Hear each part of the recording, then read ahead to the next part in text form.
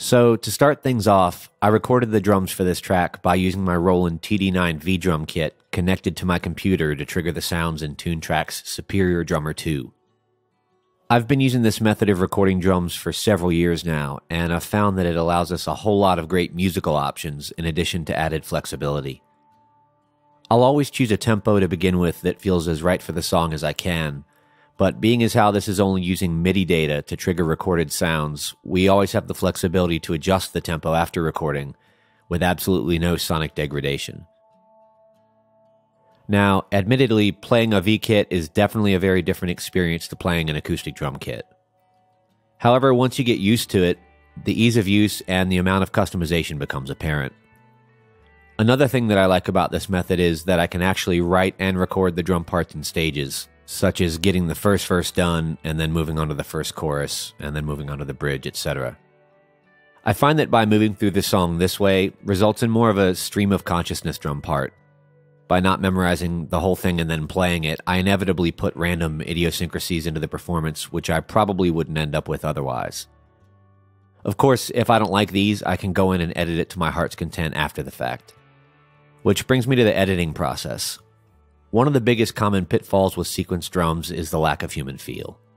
Now, as a drummer, I'm very aware of the physical habits I have when I'm behind the kit. Like when a tough fill's coming up, I tend to rush into it. When I flam, I almost always lead with my right hand, etc.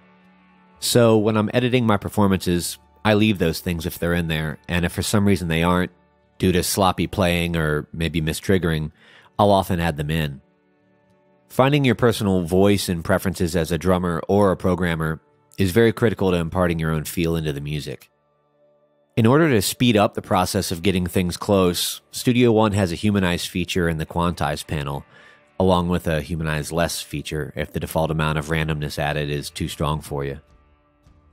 I personally think they really nailed the amount of this setting, so 9 times out of 10, I'll quantize my straightforward kicks and snares and hi-hats to 100%,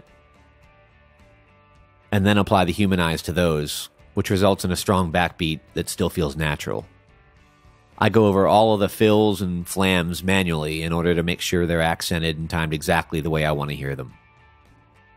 Onto the sonics, Superior Drummer and most drum software sample sets these days make it very easy to audition and switch out kit pieces on the fly, so I'll spend some time experimenting to find the right drum kit for the song. This software has excellent control over all the individual microphones and which drums bleed into them, so if I want a very natural, organic sound like I did on this song, I'll make sure to engage all the mics and all the drum bleed into them. Let's take a quick listen to the same passage with and without the drum bleed engaged so you can hear how that adds up.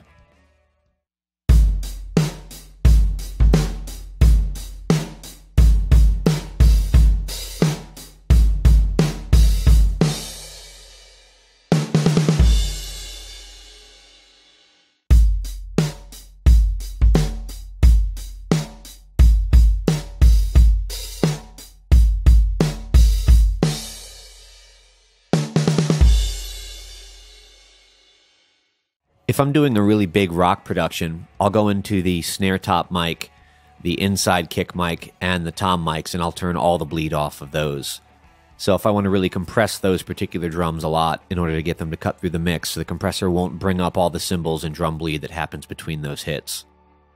With an acoustic drum kit, we use noise gates and expanders to do this. However, the sample method removes all external bleed 100%, or less if you prefer, which is physically impossible with an acoustic kit. So that's a pretty great feature of working this way as well. While for this song I only used the Toontrack Indie Easy X drum kit, for certain productions, in order to get that larger-than-life sound, I'll take the kick and or the snare MIDI data, duplicate it to a new track, and assign that to a different drum kit altogether.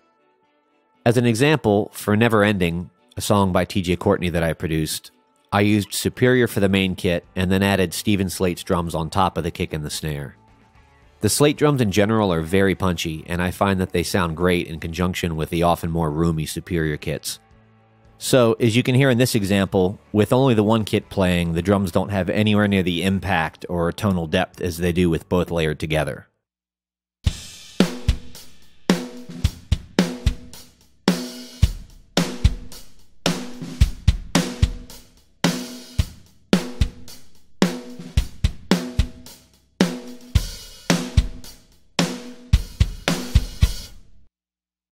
In order to find just the right combination, it's very easy to just play the song and switch the drums on the fly until you hear the full sound you want.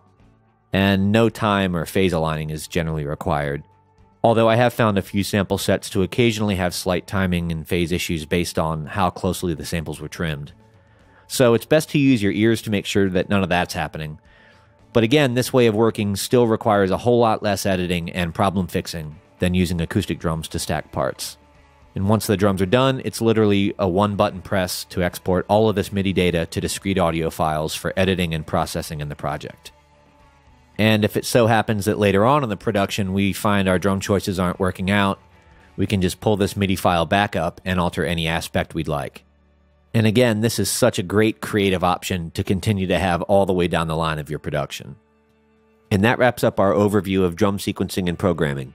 We'll see you in the next video where we'll be taking a look at the guitar, mandolin, and bass recording. Thanks for watching.